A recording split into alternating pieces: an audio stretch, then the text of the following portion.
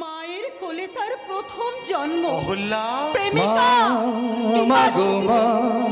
মা গো মা, আমি এলাম তোমার কোলে, তোমার ছায়ায় তোমার মায়ায় মানুষ হব বলে।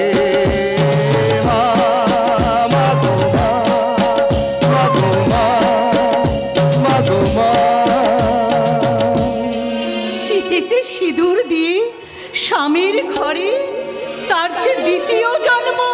অহল্যা মাঝে এলে তুমি আজ আমারই হৃদয়ের মাঝারে, স্বপ্নের মাঝে এলে তুমি আজ আমারই হৃদয়ের মাঝারে, ভরে দিলে এই মন তোমার ভালোবাসায়, ভরে দিলে এই মন তোমার ভালোবাসায়, সাজাবো তোমায় হৃদয় মাঝে। আর সন্তান কোলে নিয়ে জননীর ভূমিকায় তার তৃতীয় জন্ম।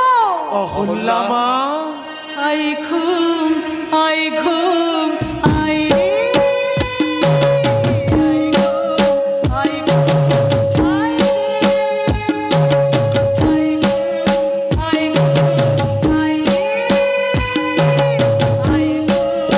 আই ঘুম আই ঘুমের পরে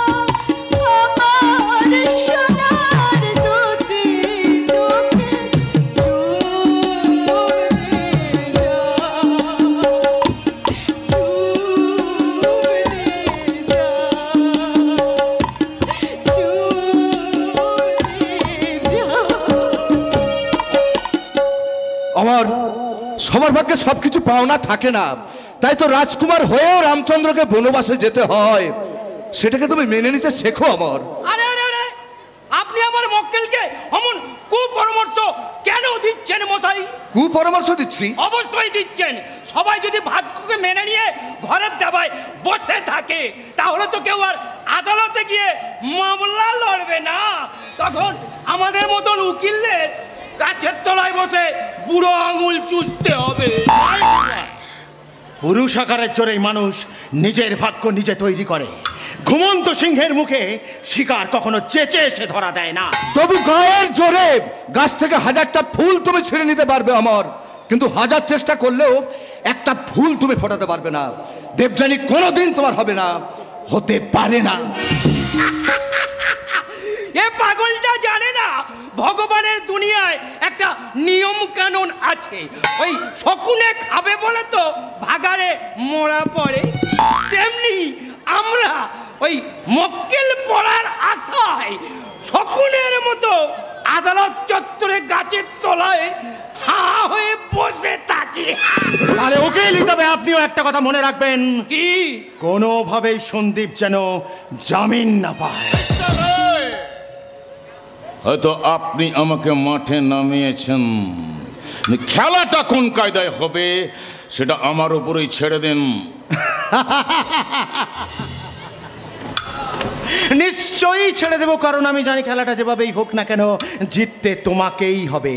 ভাগ্যের চাকাটাকে বদলে দিয়ে দেবযানীর জীবনের মালিক হবে তুমি, এই অমর সরকার। উকিল বাবু, আগে বলুন। সন্দীপের জামিনের কোনো ব্যবস্থা হয়নি তো? আগে না হয়নি, তবে হ্যাঁ ওই দিনের দেহে আমি ওদের বসত বাটিটা ক্রোক করার জন্য আদালতে মামলা ঢুকে দিয়ে বাড়ি নয়, ওদের গোটা কারখানাটার মালিক আমি হতে চাই। বলছিলাম কি মানে ওই 5 লাখ টাকার দিনার দায়ে শুধু বাড়িটা ধরা যাবে স্যার, কারখানাটা পাওয়া যাবে না। তবে হ্যাঁ, ওই সঞ্জয়কে দিয়ে যদি ওই কারখানার দলিলটা হাতাতে পারি, তবে আপনাকে একটা নকল দলিল হাতে তুলে দিতে পারবো। তাই করুন, আমার নামে একটা নকল দলিল তৈরি করে সমস্ত সম্পত্তির মালিকানা আপনি আমাকে করে দিন। তারপর আমি দেখে নেব সন্দীপ বোসকে, তারপরে দেখে নেব ওই অবিনাশ চৌধুরী। অবিনাশ চৌধুরীও তোমাকে দেখার জন্যেই এত দূর ছুটে এসেছে আমার। এখানে অমর বলে কেউ থাকে না mister Chowdhury. My name is Amar Sarkar, 50% partner Raj moto automobiles and Raj finance company. Amar Chowdhury, আমি অবিনাশ সরকার। আমি জানি, কিন্তু আপনি যদি আমাকে সম্মান দিয়ে কথা বলতে না পারেন, তাহলে আমার বাড়ির দারোয়ান আপনাকে ঘাড় ধাক্কা দিয়ে বাড়ি থেকে বার করে দেবে। I see. Well mister Amar Sarkar, আপনি নিশ্চয়ই বুঝতে পারছেন আমি কেন এখানে এসেছি। সেটা না বুঝতে পারলো শুধুমাত্র দেবজনীর বাবা বলে আমি আপনার জন্য 5টা মিনিট সময় দিতে পারি। উকিল বাবু। হ্যাঁ বাবা, বুঝতে পেরেছি স্যার, বুঝতে পেরেছি। আপনারা এখানে কথা বলুন, আমি ভিতরে যাচ্ছি। তবে দেখবেন স্যার, আমে দুধে যেন মিশে না যায়। আপনারা এখানে লড়ে যান, আর আমি মানে বংশগোপাল আমার নাম, আমারে কিন্তু অনেকে দাম। তাই এই বংশগোপালের বাস সেই লড়াইটাকে ঠেলে আদালত পর্যন্ত তুলে দেবে। আমি শুধু মামলার জন্য হামলে বসে আছি, নতুন নতুন মামলা। মিস্টার সরকার, না না না, এখানে যখন কেউ নেই তখন আপনি আমাকে অমর বলেই ডাকতে পারেন।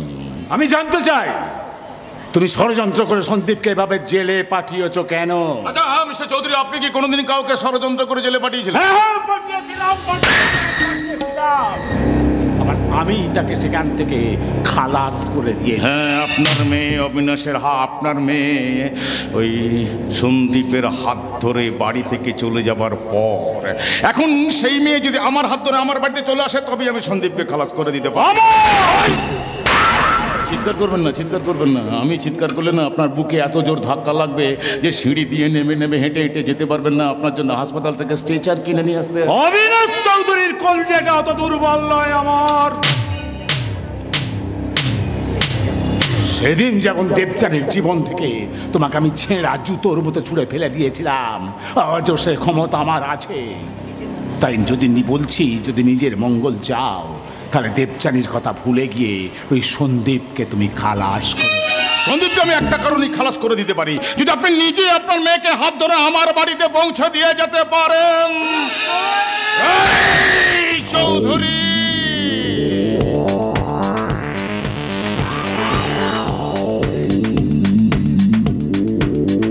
আপনার লাঠিটা কিন্তু এখন আমার হাতে। এটা আমার ওই দারোয়ানের কাছে জমা রইল, পরে ওই লাঠিটা দিয়ে আপনাকে মারতে মারতে বাড়ি থেকে বার করতে সুবিধা হবে। রুমে কেউ নাও।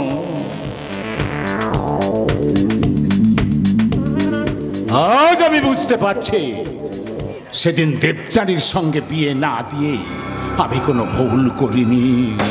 দেবচানীরা তোমাদের জন্য জন্মায় না, আর জন্মাবেও না।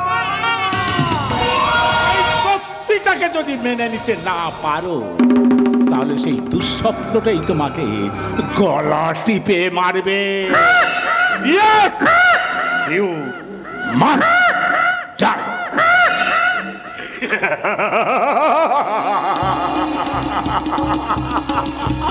সাকসেস!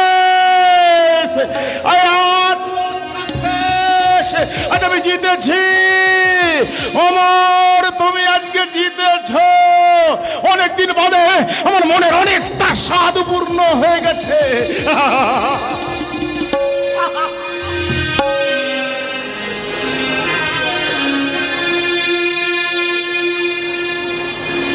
আচ্ছা,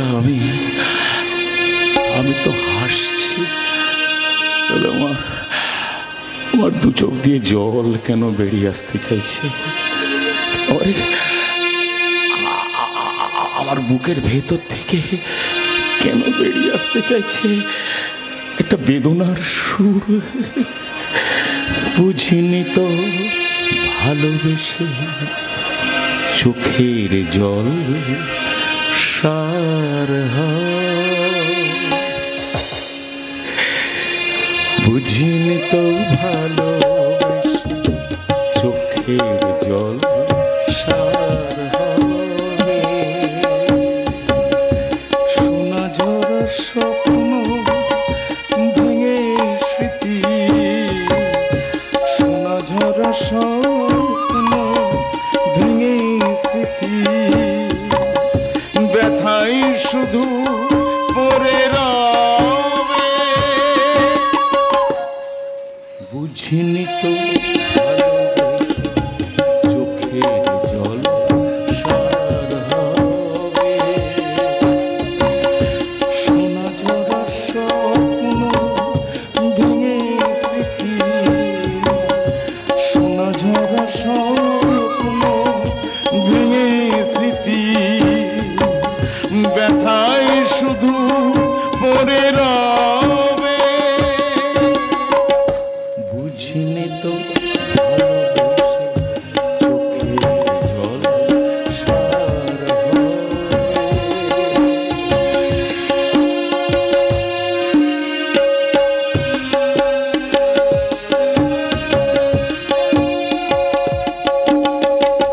জ্বেলেছি নিবি আলোর আশায়, আধার এসে ঢেকে দিয়ে যায়। জ্বেলেছি নিবি আলোর আশায়, আধার এসে ঢেকে দিয়ে যায়। ক্লান্ত চরণ পারি না চলিতে, ক্লান্ত চরণ পারি না চলিতে, আধার ঘেরা এই ভবে। বুঝিনি তো ভালোবেসে চোখের জল সার হবে। বুঝিনি তো ভালোবেসে চোখের জল সার হবে। আমি বাঁচতে চাই, আমি বাঁচতে চাই, আমি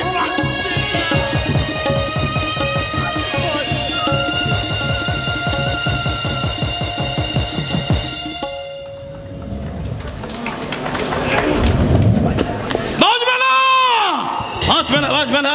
আমার সঙ্গে বেইমানি করে কেউ বাঁচতে পারবে না। আমার জীবন যাক, তবু দেবচানের সঙ্গে না পাপিয়ার সঙ্গে আমার বিয়ে হবে। নিশ্চয় হবে। কিন্তু আমি কি শুনছি দীপঙ্কর, গণেশ বলছিল এর আগেও নাকি তুমি বিয়ে করেছিলে। তা কি করে হয়? তুমি কি করে ওই জানোয়ারটার কথা বিশ্বাস করছো পাপিয়া? বিশ্বাস যে করতেই হবে, কারণ আমার দাদা খোঁজ খবর নিয়ে তোমার সব ইতিহাস জেনে গেছে। কি হলো, চুপ করে আছে যে? উত্তর দাও, কথা বলো। অনেক চেষ্টা করে বলতে পারেনি পাপিয়া, বলতে পারেনি।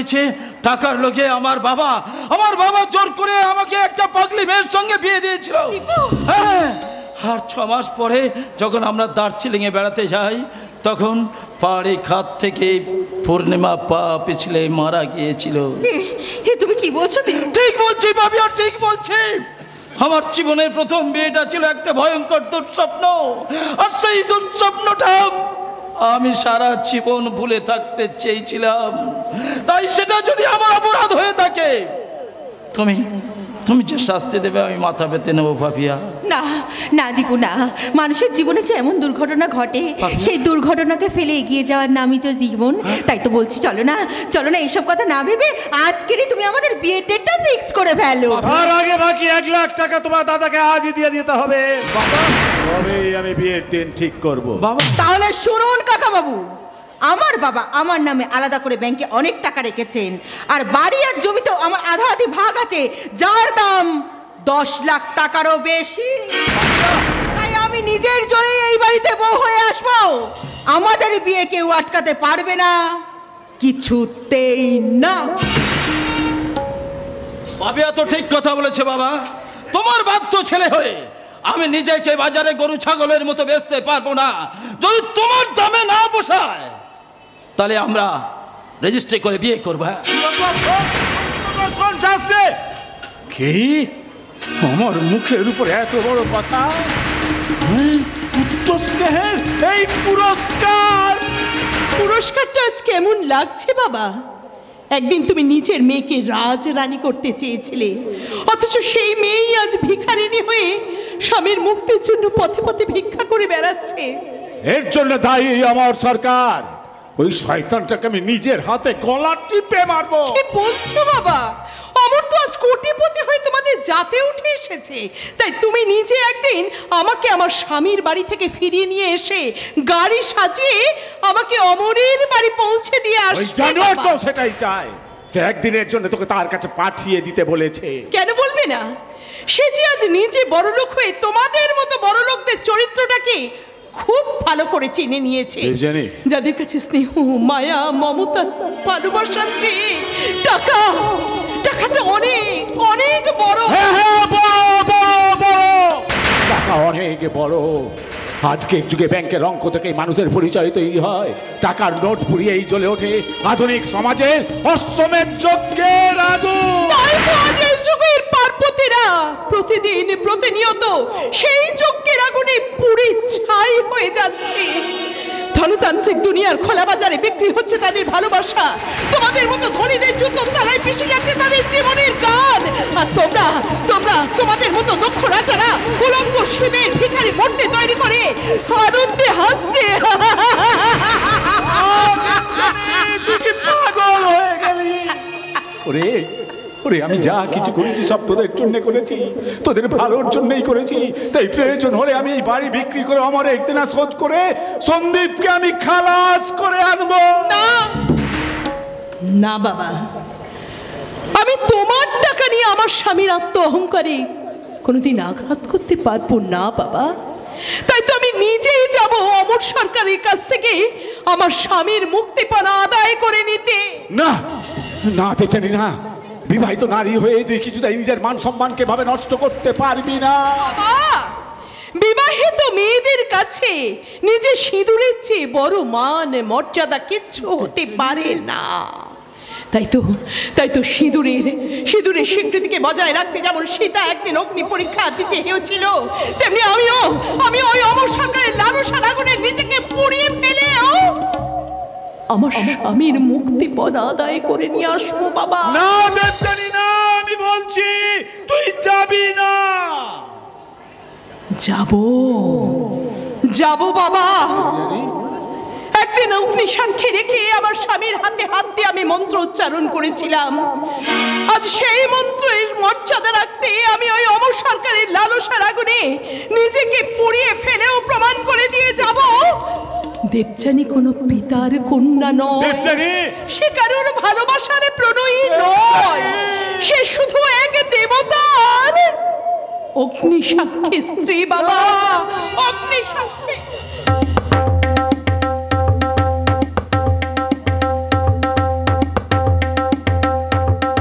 চরিতং হৃদয়ং তব তদস্তু হৃদয়ং মম,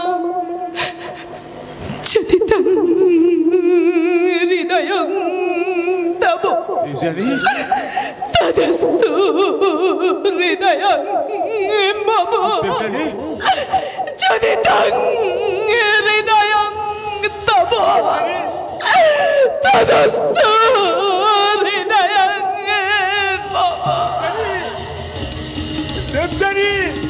দেবজানি ওরে যাসনে মা যাসনে ওরে তো চলে গেল। হে ভগবান, আজ আমাকে এমনি করে অমরের কাছে হেরে যেতে হবে। তবে কি এতদিন পর আমার সেই গোপন পাপের প্রায়শ্চিত্ত শুরু হয়েছে? না না, পাপ পুণ্য বলে কিছু নেই, পাপ পুণ্য বলে কিছু নেই, মিথ্যে সব কিছু মিথ্যে। মানুষ তো নিজের ভাগ্য নিজেই, যেমন আমি আমার ভাগ্য তৈরি করেছি। আমি এই চৌধুরী বংশের একমাত্র ভাগ্য বিধাতা।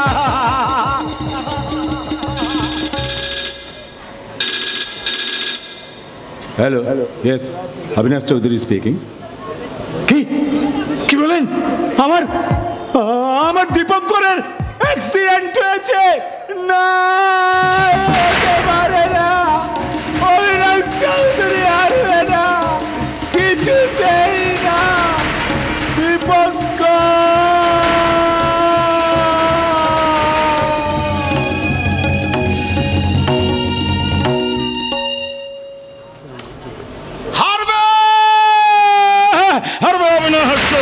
তোমার হারের পালা শুরু হয়ে গেছে। একটু আগে আমার কাছে টেলিফোন এসেছিল, রফিক মিস্টার রায় আপনারা দেখে যান, আমি জিতেছি, আমি জিতেছি। কি হয়েছে? জিতেছি। কি হয়েছে? আমার পাগলের মতো হাসছিস কেন?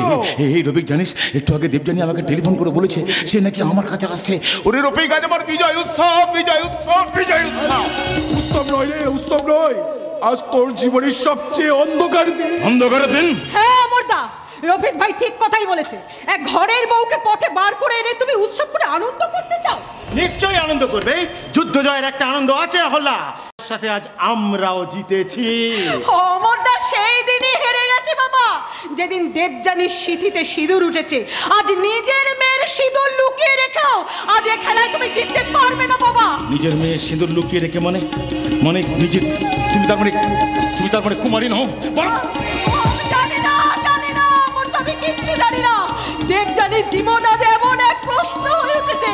হ্যাঁ, অহল্যা তার উত্তর দিতে পারবে না। অহল্যা নিজের জীবনেও তাই, সে কোনো উত্তর দিতে পারবে না। এই উত্তর খুঁজে পাওয়ার জন্য তুই যদি তার কাছে ফিরে যেতে চাস, তাহলে স্বচ্ছন্দে চলে যেতে পারি। ও তাই বুঝি? আমি কি চাই তা তো তুমি কোনোদিন জানতে চাওনি বাবা। নিজের চাওয়া পাওয়ার গলা টিপে মেরে আমি শুধু তোমার প্রতিহিংসা সার্কাসের ট্রাপিজের খেলা দেখেছি। আজ কেমন করে ওই শূন্য থেকে আমি সংসারের মাটিতে নেমে আসবো তুমি বলতে পারো বাবা? তাহলে আর ওই সিঁদুরের চলতেটাকে জ্বালিয়ে রেখে নিজের জীবন প্রদীপের তেলটুকু তুই পুড়িয়ে ফেলিস না মা। মুছে ফেলো সিঁদুর, আমি তোকে আবার কোনো এক রাজমহলের মহারানীর আসনে বসাবো।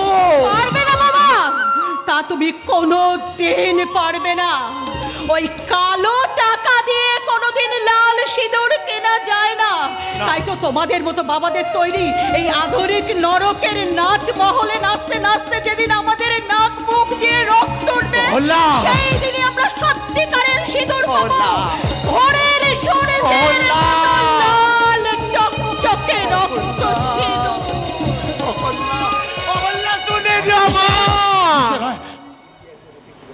কি লুকিয়ে আছে ওর মধ্যে? জানতে চেও না আমার, তুমি জানতে চেও না। অগ্নির মতো এক রাজমুখের যন্ত্রণারই আমরা বেঁচে আছি। ওই কাঠের বেড়া দিয়ে সে আগুনকে আটকানো যাবে না। আমাদের মনের মিলিত আগুনে মিলেমিশে একটা ভয়ঙ্কর দাবানল সৃষ্টি করবে। সেই দাবানলে পুড়বে অনেক অন্যায়, অনেক জুলুমের চিতা, শেষ চিতা। সেই শেষ দৃশ্যের আগে আমাকেও বিদায় নিতে হবে আমার। কি বলছিস রফিক?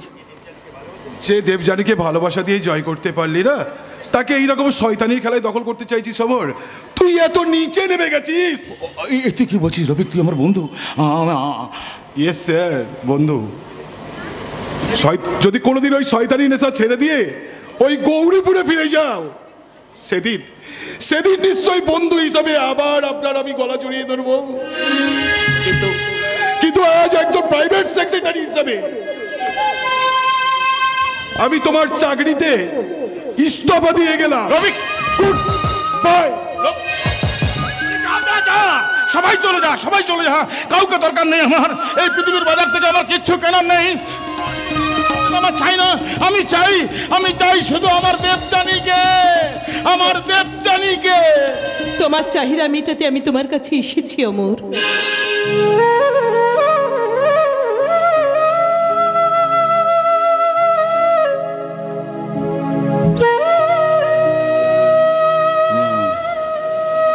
এগিয়ে এসো না, চুপ করে ওখানে দাঁড়াও, আমি অন্তত প্রাণ ভরে তোমাকে একবার দেখি। না, ওসব ভনিতার কোনো দরকার নেই অমর। আমি তোমার কাছ থেকে কোনো ভালোবাসার কথা শুনতে আসিনি। আমি নিজের ইচ্ছার বিরুদ্ধে বাধ্য হয়ে আমি এখানে এসেছি আমার স্বামীর মুক্তিপণ আদায় করতে। কারণ মেয়েদের জীবনে যে স্বামী অনেক অনেক বড়। তাই তো এসো এসো অমর, এসো, তুমি তোমার মুক্তিপণটা আদায় করে নাও। বলো বলো, আমি কি নিজের হাতে আমার শাখাটা খুলে ফেলবো? আমি নিজের হাতে আমার সিঁথির সিঁদুরটাকে কিছু করে জন্য মুছে দিয়ে তোমার বিকৃত কামনাকে সহজ হতে বাধ্য করবো? এসো এসো আবার এসো, তোমার মুক্তিপণ তুমি আদায় করে নাও। এসো এসো আবার এসো। না না, আমি কোনোদিন তোমার দেহটাকে ভালোবাসিনি। আমি ভালোবেসেছিলাম তোমার মনটাকে, তোমার পবিত্র আত্মাটাকে। কিন্তু আমার সেই ভালোবাসার মর্যাদা না দিয়ে কেন তুমি অন্যের হাতে সিঁদুর পরে অন্যের ঘরে আলো জ্বালতে চলে গেলে? আমার জেল থেকে না ফিরে আসা পর্যন্ত কেন তুমি অপেক্ষা করতে পারলে না? আমি কি এমন অন্যায় করেছি? আজ শুধু সেইটুকু তোমার কাছ থেকে জানতে চাই।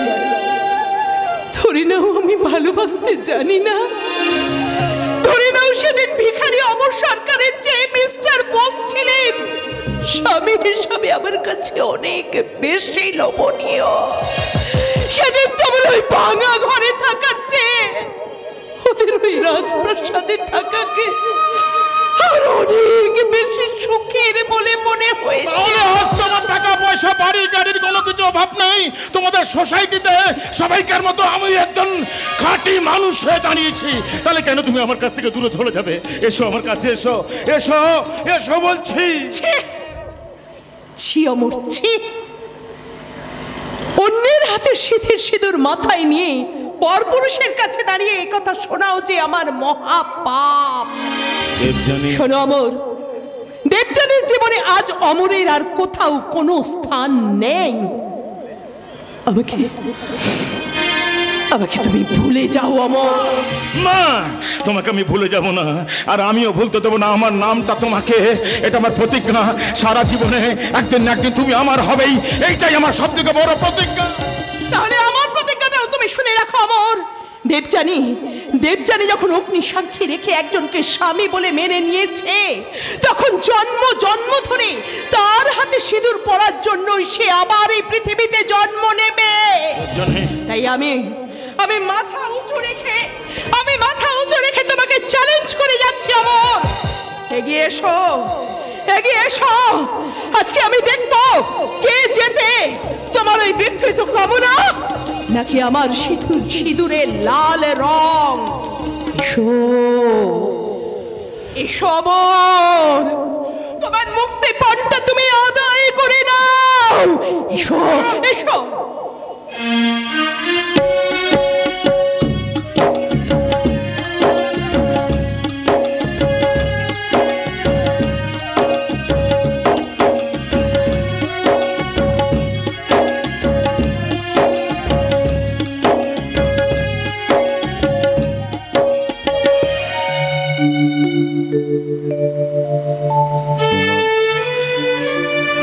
তোমার চ্যালেঞ্জটাকে নেবার আগে আমি হেরে গেলাম দেবযানী।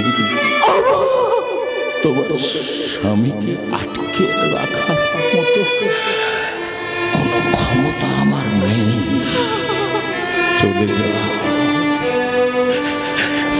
চলে যাও আমার সামনে থেকে। যাচ্ছি অমর, যাচ্ছি।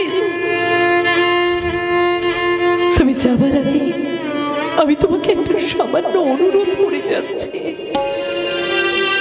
বিশ্বাসঘাতিনী দেবযানীকে ভুলে গিয়ে তুমি অন্য কোনো মেয়েকে বিয়ে করে সুখী হয়ে আমাকে তুমি ভুলে যাও। তুমি সুখী হয়ে অমর, তুমি ভালো থেকো, ভালো থেকো, ভালো থেকো। দেবযানী, তুমি ভালো আছো তো? ভালো আছি।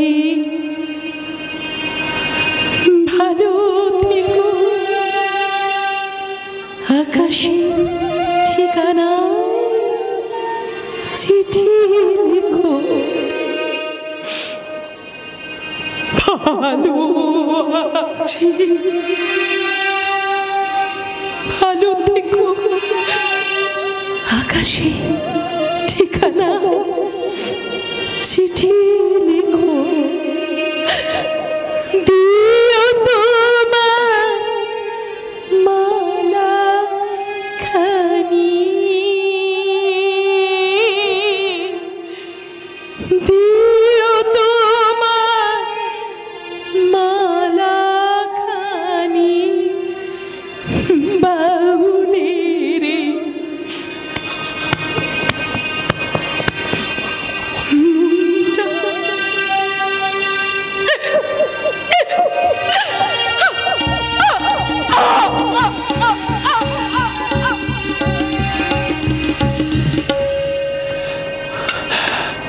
ভালো আছি, ভালো থেকো।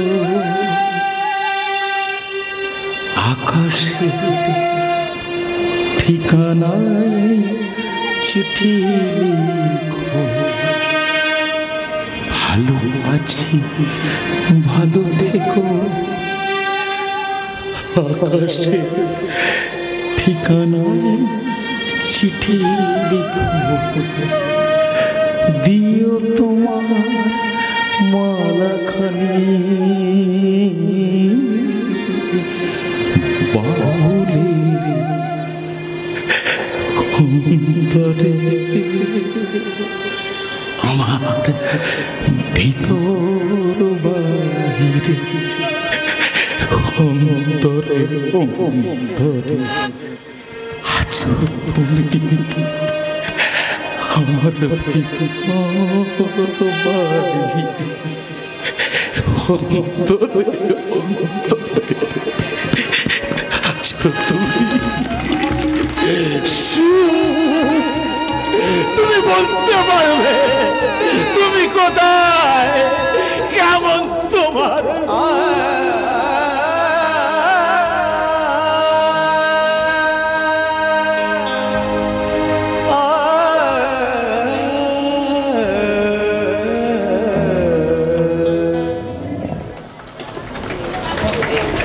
উত্তর নেই, উত্তর নেই।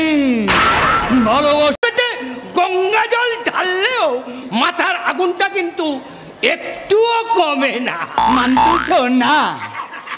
জ্ঞানের কথা বন্ধ করে কাজের কথা শুনুন। হ্যাঁ বলুন। এই হচ্ছে আমাদের বাড়ি আর কারখানা আসল দলিল।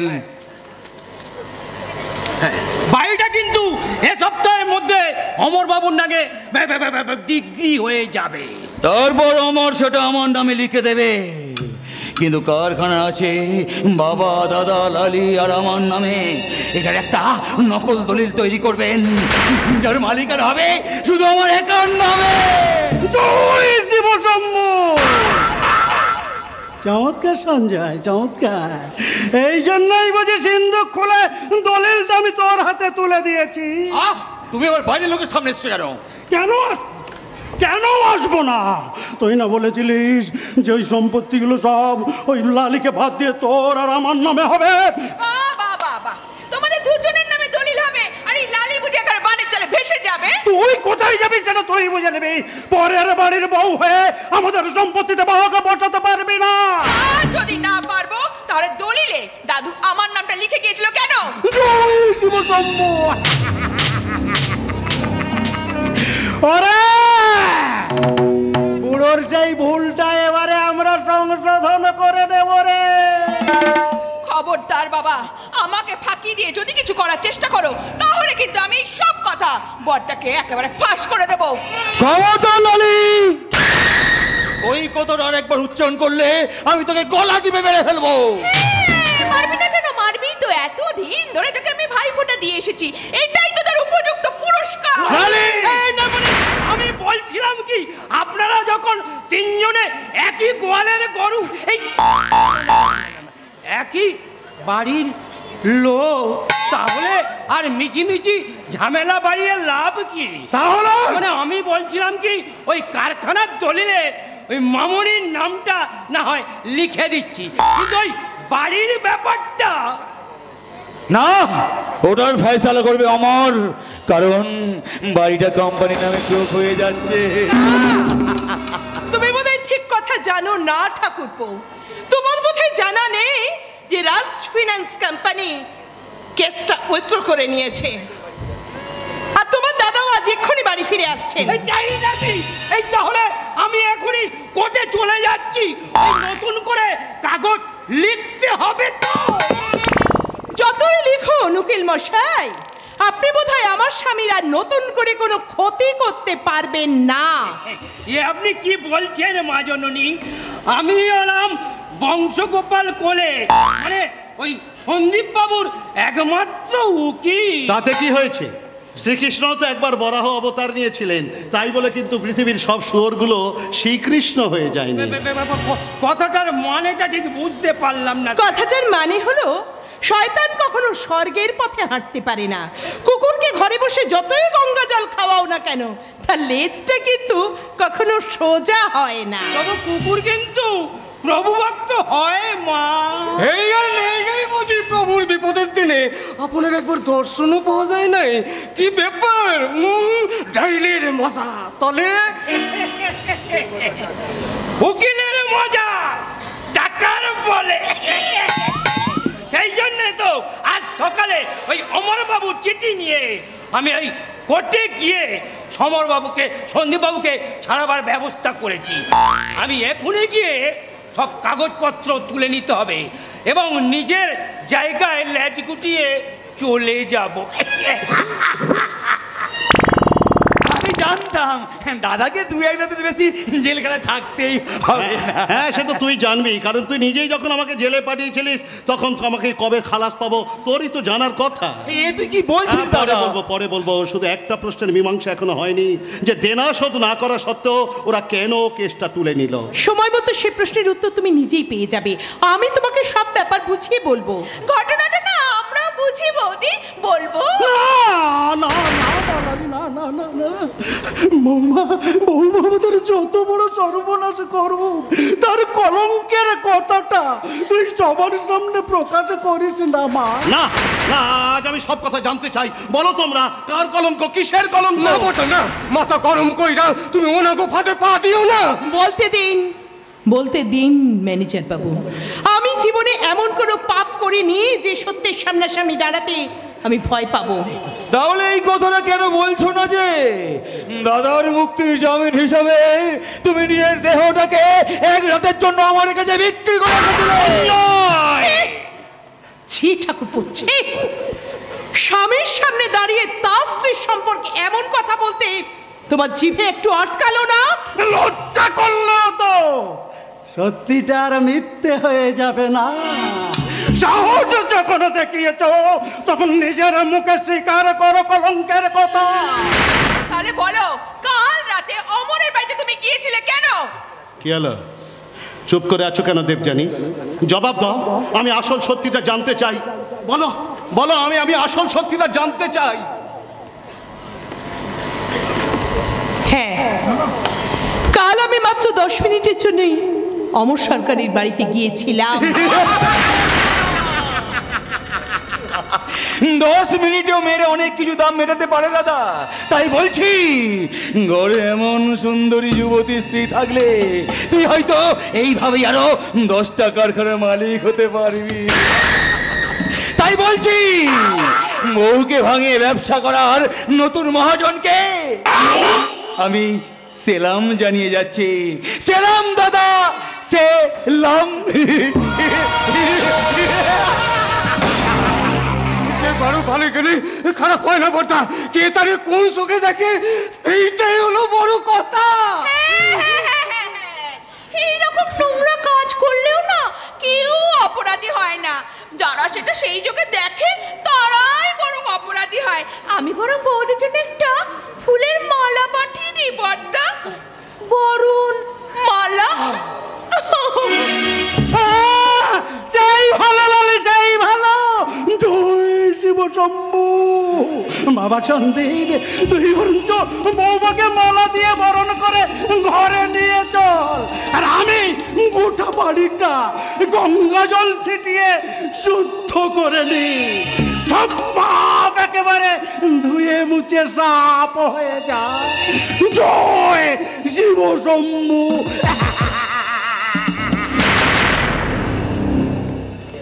শোনো, আমি এতক্ষণ কোনো কথা বলিনি, কারণ তোমার সঙ্গে আমার স্বামী স্ত্রীর সম্পর্ক, যার মর্মটা ওরা বুঝবে না। আর কি বোঝার বাকি আছে বলতে পারো? এটা তো জলের মতো পরিষ্কার হয়ে গেছে যে এখনো তোমার আর অমরের ভালোবাসাটা বেঁচে আছে। না না না, মিথ্যে মিথ্যে মিথ্যে, তোমার সমস্ত কথা মিথ্যে। অমর আজ আমার কাছে একটা হারিয়ে যাওয়া ছেঁড়া ক্যালেন্ডারের পাতা ছাড়া আর কিচ্ছু নয় গো। তাহলে কেন সে আমাকে মুক্তি দিল? কিসের জন্য 5 লাখ টাকার দাবিটা ভুলে গেল? তার একটাই মানে, এখনো তোমাদের ভালোবাসাটা বেঁচে আছে। আর এই ঘটনাকে উপলক্ষ করে সেটা আবার নতুন করে বেঁচে উঠলো। না না, আমার জীবনে তোমার মতো কলঙ্কিনীর কোনো স্থান নেই। বেরিয়ে যাও, বেরিয়ে যাও এই বাড়ি থেকে, তুমি বেরিয়ে যাও। আমার কথাটা তুমি শোনো, তুমি বিশ্বাস করো, চন্দ্র সূর্য সাক্ষী, তোমার দেবযানী কলঙ্কিনী নয়। তবু ওদের চক্রান্তের আগুনটাকে তুমি এইভাবে তোমার অবিশ্বাসের দমকা হওয়ায় পুষ্কে দিও না। আমি তোমার পা ছুঁয়ে বলছি, খবরদার, খবরদার, তুমি আমার পায়ে হাত দেবে না। একটা নরকের এটো শাল পাতাকে আমি কোনোদিন আমার স্বর্গের তুলে আনতে পারবো না। যারা শাল পাতা তুলসী পাতার তফাৎ বোঝে না, তারা নরকটারে স্বর্গ এইভাবে। আর এই সংসারের নরকে বৌদি মনে একখানা স্বর্গের ফুল হইয়া বাঁচতে ভুল করলে তোমার গোটা জীবনটায় নরক হইয়া যাইবে বর্দা। শুনুন ম্যানেজার বাবু, শুনুন, ওই তুলসী পাতাটাকে আপনি আদর করে অমরের বাড়িতে পৌঁছে দিয়ে আসবো। বলো না গো, বলো না। তোমার মতো মানুষের মুখে যে ও কথা মানায় না। বেশ, তুমি যদি অবিশ্বাস করো, তাহলে তুমি নিজের হাতে আমার গলা টিপে আমাকে শেষ করে দাও। তোমার দেওয়া এই সম্মানের সিঁদুর সিঁথিতে নিয়ে আমি চিরদিনের মতো এই পৃথিবী থেকে বিদায় নিতে চাই। অন্যের সম্পত্তি হয়ে আমার হাতের সিঁদুর তোমার মাথায় রাখার কোনো অধিকার নেই। আমি আজ নিজের হাতে তোমার ওই স্মৃতির সিঁদুর মুছে দিয়ে আমাদের এই স্বামী স্ত্রীর মিথ্যে সম্পর্কটাকে আমি শেষ করে দেব। যে হাতে সিঁদুর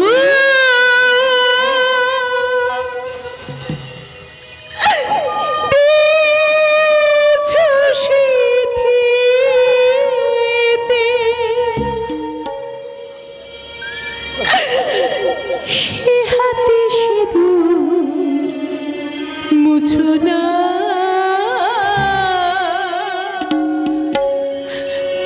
আমার দু চোখে অশ্রু ঝরিয়ে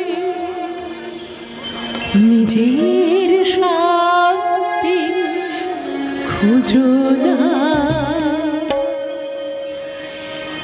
যে হাতে সিঁদুর দিয়েছো সিঁথিতে, সে হাতে সিঁদুর মুছো না,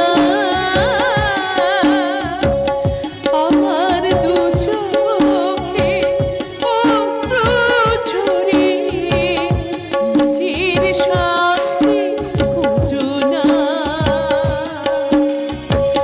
যে হাতে সিঁদুর দিয়েছো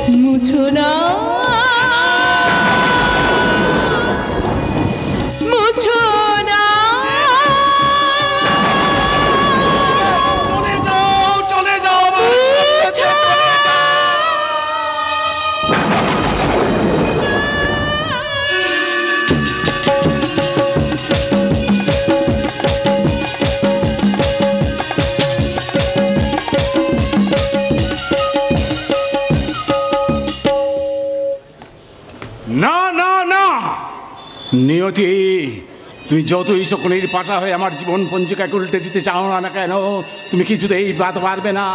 নিজের ভাগ্যলিপি বদলে দিয়ে আমি একদিন রাজা হয়েছিলাম, তাই চিরদিন আমি রাজার মতোই সিংহাসনে বসে থাকবো। তুমি হয়তো তাই থাকবে বাবা, কিন্তু তোমার সন্তানেরা তাদের জীবন দিয়ে সেই সিংহাসনের দাম শোধ করবে। আমার সন্তানের জীবনের দায়িত্ব আমার বাবা, তাই তো তোকে কলকাতা নার্সিংহোমে নিয়ে গিয়ে চিকিৎসা করি, আমি তোকে প্রাণে বাঁচিয়েছি। এইবার পাপিয়ার সঙ্গে আমি তোর বিয়ে দেবো। বল, আর কি তুই চাস আমার কাছে? কিচ্ছু চাই না বাবা, এই চাদরের নিচে যে পরাজয়ের ছবিটা লুকিয়ে রেখেছি, তুমি আমার সেই ডান হাতটা ফিরিয়ে দাও বাবা।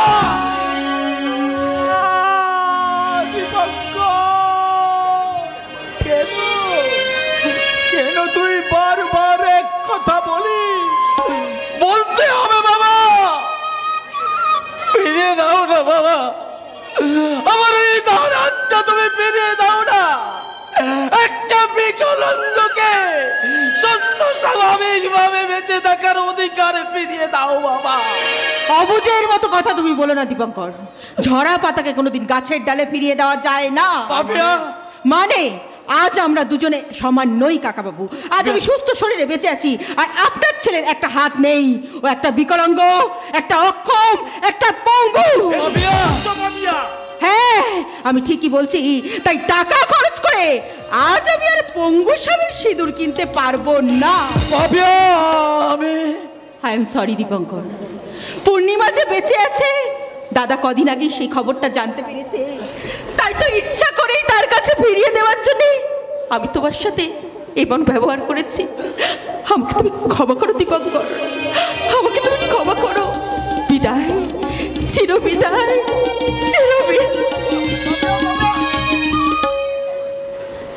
বাবা, আমিও পূর্ণিমার কাছে ফিরে যাচ্ছি। না না না না দীপঙ্কর, না, তুই কিছুতেই পূর্ণিমার কাছে ফিরে যেতে পারবি না।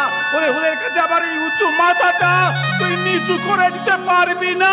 বাবা, চুরি করা অভিযুক্ত নিয়ে মাথা উঁচু করে বেঁচে থাকা যায় না বাবা, কারণ ষড়যন্ত্র করে আসল মালিককে পথের ভিখারি সাজিয়ে তুমি হয়েছ রাজা। হ্যাঁ, রাজা আছি, রাজা রাজা রাজা। আর সেই বছর আগে বুড়ো মালিক যখন আমাদের সবাইকে নিয়ে পুরী রথযাত্রা দেখতে গিয়েছিল, তখন ভাগ্যের জোরে সেই অ্যাক্সিডেন্টটা আমার জীবনটাকে বদলে দিয়েছিল। জানে বাবা, জানে। তোমার মুখেই তো শুনেছিলাম মালিকের একমাত্র নাতি আর তুমি ছাড়া সেই অ্যাক্সিডেন্টে সবাই মারা গিয়েছে। আর মরার আগে বুড়ো মালিক তার একমাত্র নাতিকে আমার কোলে তুলে দিয়ে বলেছিল, অবিনাশ,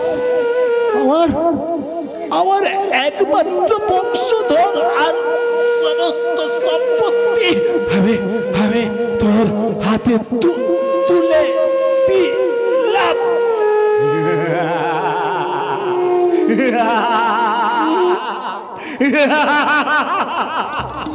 তখন শুধু আমি হেসেছিলাম।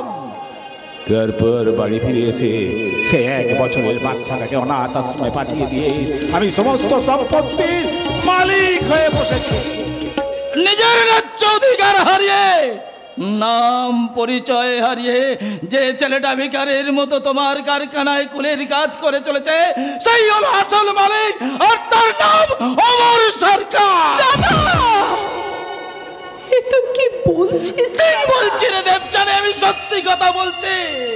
আরে অমর ভিখারি নয়, ভিখারি হলাম আমরা, আর তার সম্পত্তি দখল করে আজ আমরা হয়েছি রাজা। বাহ, চমৎকার বাবা, চমৎকার। এরপরেও তুমি অমরকে জামাই করার সুযোগটা হাতে পেয়েও তুই হাতছাড়া করলে বাবা। সাপকে দুধ কলা খাওয়ালেও সে নাকি পোষ মানে, আর তুমি যার খেয়ে পড়ে জীবন ধারণ করেছো তাদের বুকে তুমি ছবল মেরেছো। চিৎকার করে কোনো লাভ নেই বাবা, কারণ শিয়ালের গলায় কখনো সিংহের ডাক মানায় না। হ্যাঁ, কালো ছেলে মাখানো হাড়ি দেখিয়ে কাক তাড়ানো যায় বাবা, কিন্তু কোনোদিন সমাজপতির মর্যাদা পাওয়া যায় না। তোমার জন্যে আজ দাদা পঙ্গু হয়েছে, আর আমিও সব হারিয়ে আমি ভিখারিণী হয়ে পথে নেমে এসেছি। আজ দেবযানীকে তুমি তার নিজের পথে চলতে দাও বাবা।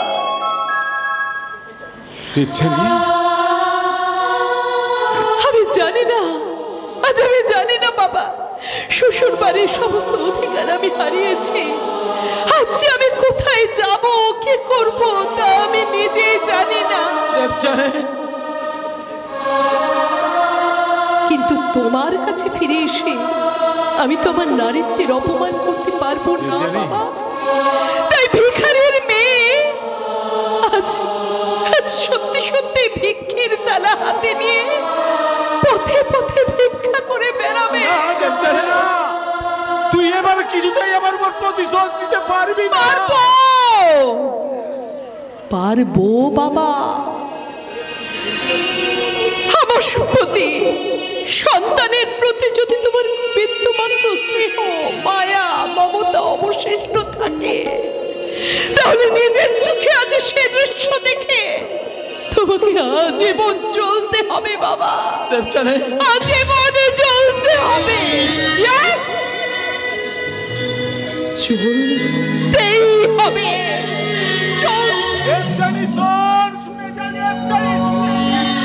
তোমার কথা কেউ শুনবে না বাবা, তোমার কথা কেউ শুনবে না। মিথ্যে আমি যাত্রের জালে তোমাকে একাকে এখানে পড়ে থাকতে হবে। আমিও তাই চলে যাচ্ছি আমার অগ্নি সাক্ষী স্ত্রীর কাছে। আমি পূর্ণিমার কাছে ফিরে যাচ্ছি বাবা। কি বলে গেল? অগ্নি সাক্ষী স্ত্রী, অগ্নি সাক্ষী স্ত্রী।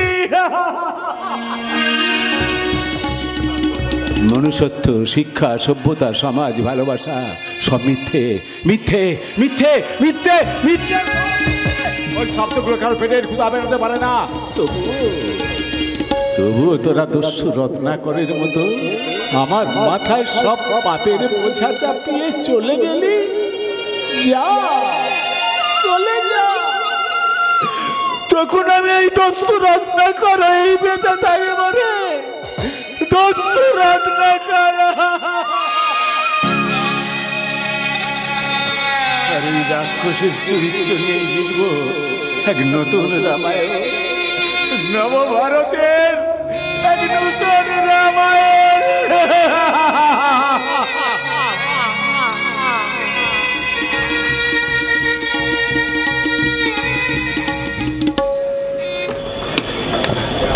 রামায়ণ, এক নতুন রামায়ণ,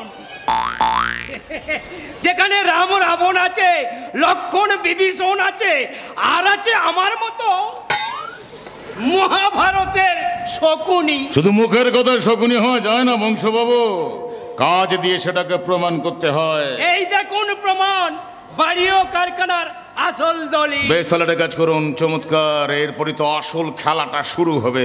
আপনি একটা কাজ করুন, ওই দলিলগুলো আমার নামে করে আপনারা নতুন মালিকানা তৈরি করুন।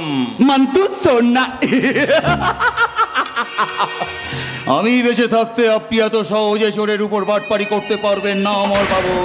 কারণ বাড়িটা আমি ছেড়ে দিলেও কারখানাটা আমার চাই। কারখানাটা নিয়ে আপনি করবেন কি? ইতিমধ্যে তো ফোঁপরা করে দিয়েছেন, ওটা নতুন করে নিয়ে কাজ চালাতে পারবেন। আরে বাবা, চালাতে না পারলেও কাউকে বেচে পয়সা তো কামাতে পারবো। তাহলে মনে করুন আমাকেই আপনি বেচে দিলেন। তার জন্য আপনি কত টাকা দেবেন? 20 লাখ। 20 লাখ? মান্তু সোনা, 20 লাখ টাকা পেলে আমি সোজা কলকাতায় চলে যাব, বাকি জীবনটা আমি ফুর্তি করে কাটাবো।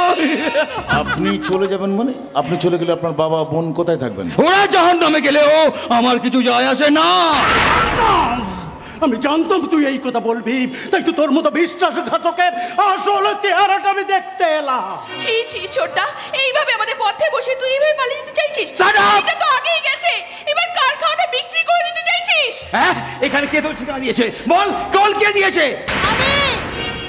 আমি নিজে ওদের গাড়ি করে এ বাড়িতে নিয়ে এসেছি। কোন ছেলের জন্ম দিয়েছেন সেটা উনি নিজের চোখেই দেখে যান। আরে দেখার কি আছে, হ্যাঁ? যেমন বাপটা তেমনি ছেলে হবে। আমরা কাছে কখনো আম ফলে না।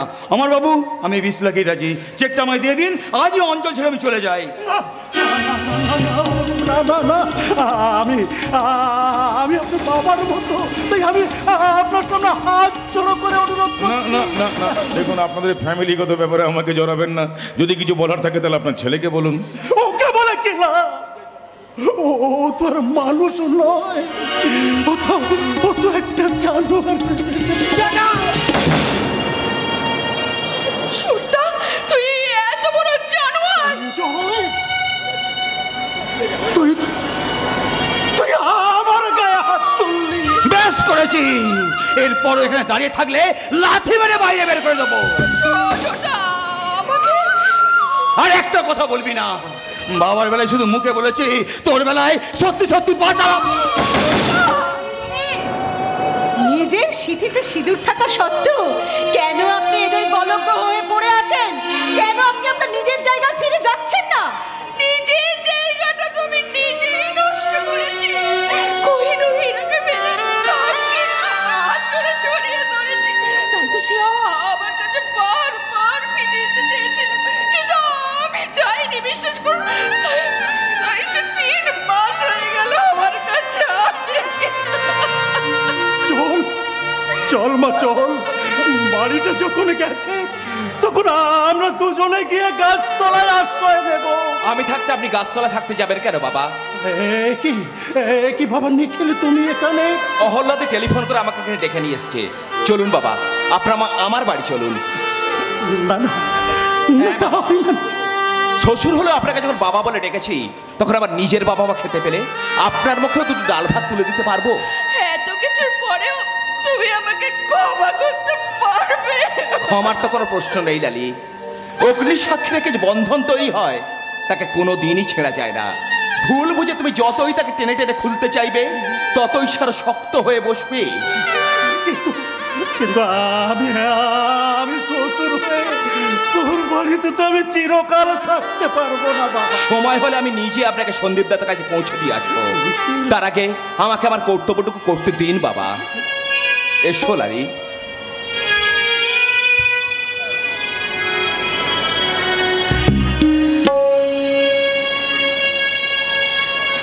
লালি, নিখিল, যে রাতে দুয়ার গুলি ভাঙলো ঝড়ে, জানি নাই তো তুমি এলে আমার ঘরে। যে রাতে মোর দুয়ার গুলি ভাঙলো ঝড়ে। সঞ্জয়, আমরা গাছে কোনোদিন আম ফলে না, কথা সত্য, কিন্তু তার পরিবর্তে এইরকম একটা বীজ ফল জন্মাতে পারে। পুত্র সে অন্ধ হয়ে তা আমি কোনোদিন বুঝতে পারিনি। তাই আমি চলে যাবার আগে আমার মুখাগ্নি করার অধিকারটা আমি তোর কাছ থেকে কেড়ে নিয়ে গেলাম।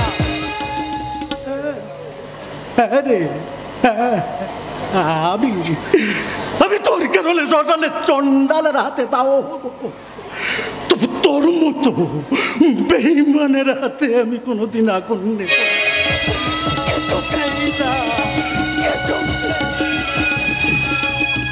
মন্তু সোনা,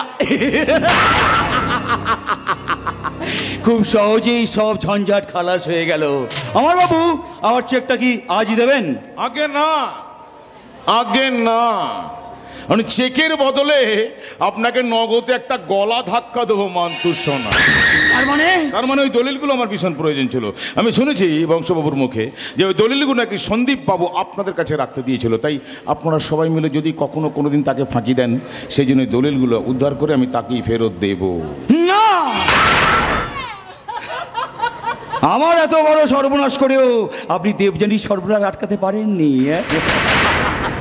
দাদা তাকে কলঙ্কিনী বলে বাড়ি থেকে তাড়িয়ে দিয়েছে। হ্যাঁ, ঠিকই বলছি। এর জন্য দায়ী হচ্ছেন আপনি।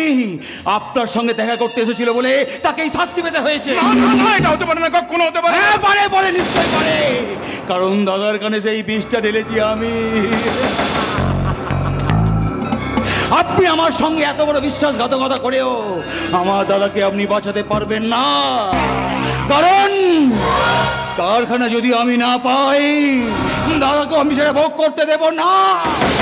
এই কুরুক্ষেত্রের প্রধান সেনাপতি হয়ে শেষ তীরটা ছুটব আমি, এই সঞ্জয় বসু।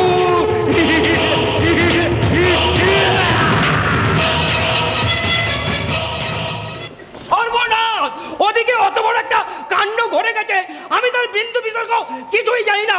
আমি যাই সন্দীপ বাবুকে গিয়ে সব বুঝিয়ে বলি। বংশবাবু, সন্দীপ বাবুকে আমি দেখবো, আপনি দেখুন দেবযানী এখন কোথায়। হ্যাঁ, দেখছি স্যার, দেখছি, দেখবো হবে, কারণ বংশগোপাল আমার নাম, আমার কিন্তু অনেক দাম। আমি ভুল করে ফেলেছি দেব, আমি ভুল করে ফেলেছি অহল্যা। দেবযানীকে একবার চোখের দেখার জন্য, তার মনটাকে বোঝার জন্য আমার কাছে টেনে নিয়ে এসে আমি তার চরম সর্বনাশ করেছি। ঈশ্বর, আমি কি ভুল করলাম। তুমি ভেঙে পড়ো না অমরদা, ভেঙে পড়ো না। সন্দীপটা শিক্ষিত বুদ্ধিমান মানুষ, তুমি চেষ্টা করলে সব তাকে বুঝিয়ে বলতে পারবে। যাও, তুমি দেরি করো না, এখনই সন্দীপদার কাছে ছুটে যাও। সন্দীপ আজ নিজেই তোমার সঙ্গে দেখা করতে চলে এসেছে। আমার সন্দীপ, তুমি আমার কাছে এসেছো? হ্যাঁ, কেন আসবো না? যার জন্য আমার সংসারের মান মর্যাদা সবকিছু লুট হয়ে গেছে, তাকে কি একবার চোখের দেখা না দেখে থাকতে পারি? কিচ্ছু লুট হয়ে যায়নি সন্দীপ, কিচ্ছু নয়। অন্ধকারকে দেখে কখনো ভূত বলে মনে করো না। তুমি যেটা দেখেছো সম্পূর্ণ মিথ্যা, মিথ্যা, মিথ্যা। না, মিথ্যা না। এটা কথা কি তুমি অস্বীকার করতে পারো যে দেবযানীকে তুমি ভালোবাসো? তাকে কাছে পাওয়ার জন্য তুমি দিন রাত পরিশ্রম করে ভিখারি থেকে কোটিপতি হয়েছো, আমাকে যেচে টাকা ধার দিয়েছো, মিথ্যে মামলায় আমাকে জেলে পাঠিয়েছো। পাঠিয়েছিলাম কারণ আমি জানতাম যে দেবযানী শুধু একমাত্র আমার শেষ এবং প্রথম ভালোবাসা, কিন্তু তাকে তো আমি পাইনি। তুমি তো তাকে না চাইতে পেয়ে গেছো, এটা তোমার ভাগ্যে ছিল। আর তার ভাগ্যে ছিল তোমার দেয়া সিঁদুর, আমার ভাগ্যে ছিল শুধু ব্যর্থ ভালোবাসা। দেবযানী শুধু তোমার। না না না না না, দেবযানী শুধু তোমার, তোমার তোমার দেহ মনে তোমার। তাহলে পরীক্ষা হয়ে যাক এক্ষুনি, ওই দেবযানী কার, তোমার না আমার মতো কাণ্ডজ্ঞানহীন ভালোবাসার মানুষের। চলো সমাজ। ভগবান, তুমি সন্দীপদাকে সত্যের পথ দেখাও। ওদের তিনজনের জীবন নিয়ে যে জটিল ঘূর্ণিস্রোত শুরু হয়েছে, তাকে তুমি শান্তির সঙ্গমে পৌঁছে দাও ঠাকুর। ওদের জীবনে বাজুক মিলনের সুর।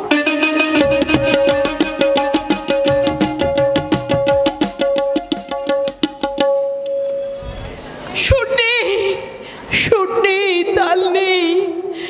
আজ সুর, তাল, ছন্দ সব হারিয়ে গেছে। রাজরানী দেবযানী আজ ভিখারিনীর বেশি পথে নেমে এসেছে। বাবু মশাইরা, বাবু মশাইরা, এই ভিখারিনীকে কিছু দান করে যান। বাবু মশাইরা, এই ভিখারিনীকে কিছু দান করে যান। না, আমি পয়সা থাকতে তুই পথে পথে ভিক্ষা করতে পারবি না। আমি তো আসি মা, আমি তো আসি। না, আমি আমার বাবার কাছ থেকে যখন কোনোদিন কোনো সাহায্য নিইনি, তখন আপনার কাছ থেকেও কোনো সাহায্য নিতে পারবো না বাবা। বাবা,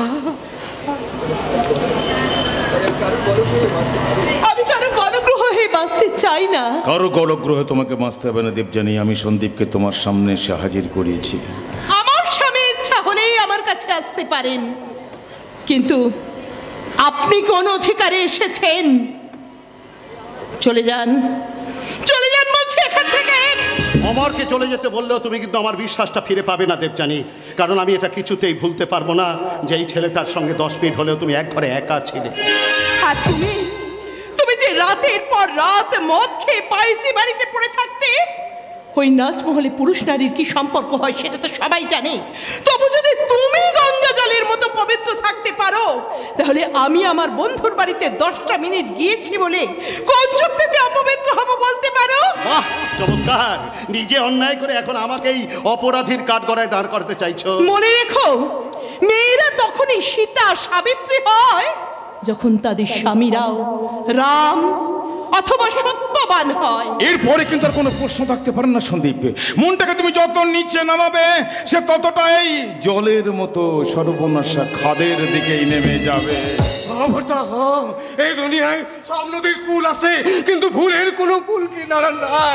চুপ করুন, আপনারা যা ইচ্ছা বলুন না কেন, তাতে কিছু প্রমাণ হবে না। দেবযানী যে এখন আমার, সেটা কিছুতেই প্রমাণ হবে না, কারণ দেবযানীকে আমি মনে করি ও কলঙ্কিনী, অসতী। অবশ্যই সন্দীপ, দেবযানীর নামে একটা বাজে কথা তুমি বলবে না, বলে দিচ্ছি। গালাগালি দিয়ে কথা বলবে না। আমি 100 বার বলবো কলঙ্কিনী, 1000 বার বলবো কলঙ্কিনী। সন্দীপ স্তব্ধ, নাহলে আমি তোমাকে শেষ করে দেবো, শেষ করে দেবো। দেবযানীর নামে একটা গালাগালি দিয়ে কথা বললে আজ আমি তোমাকে বাঁচিয়ে রাখবো না, আমি তোমাকে শেষ।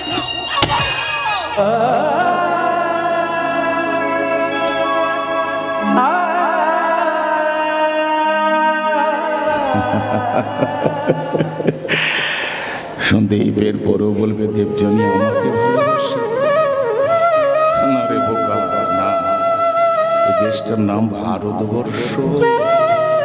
এখানকার মেয়েরা স্বামীর উপর রাগ করে হয়তো একটা শাড়িকে ছিঁড়ে ফেলতে পারে, কিন্তু তার বংশ মর্যাদা, শিক্ষা এটা কখনো ভুলতে পারে না, কখনো না, কোনো দিন না।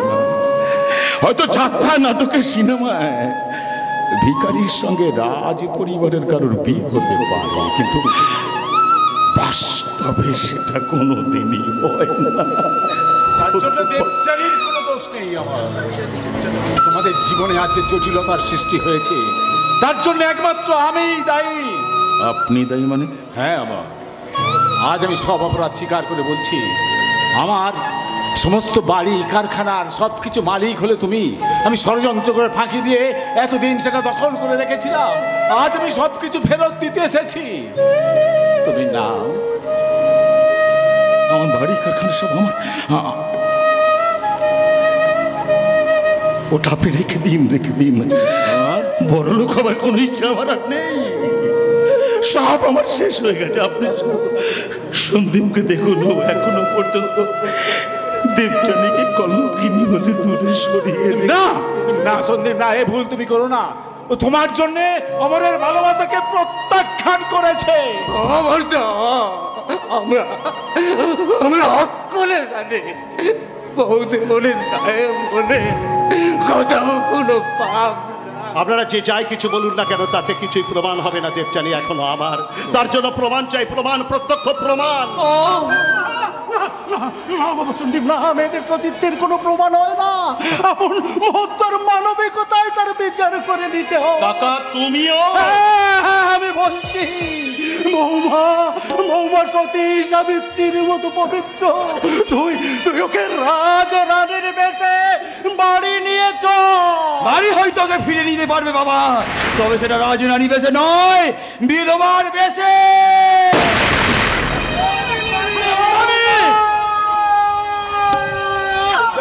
আফসোস। দেবযানী, তুমি কি করলে দেবযানী?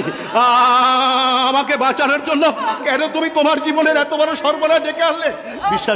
বিশ্বাস করো দেবযানী, আমি তোমাকে এতটুকু অপবিত্র বলে মনে করিনি। আমি জানি তুমি অমরকে ভালোবাসো, তাই আমি তোমার আর অমরের মিলনের পরে আমি কাঁটার ফুল হয়ে ফুটে থাকতে চাইনি। মিথ্যে অপবাদ দিয়ে আমার জীবন থেকে তোমাকে আমি সরিয়ে দিতে চেয়েছিলাম, যাতে তুমি অমরের কাছে ফিরে গিয়ে তোমাদের ভালোবাসাকে সার্থক করতে পারো।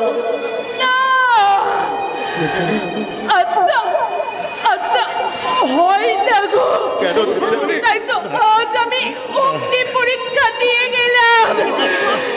কারণ এই পৃথিবীতে সবাই যে প্রমাণ ছাড়া কিছু বিশ্বাস করে না, তাই তো আজ আমি প্রমাণ করে দিয়ে গেলাম যে দেবযানী সত্যি সীতা, সতী সাবিত্রীর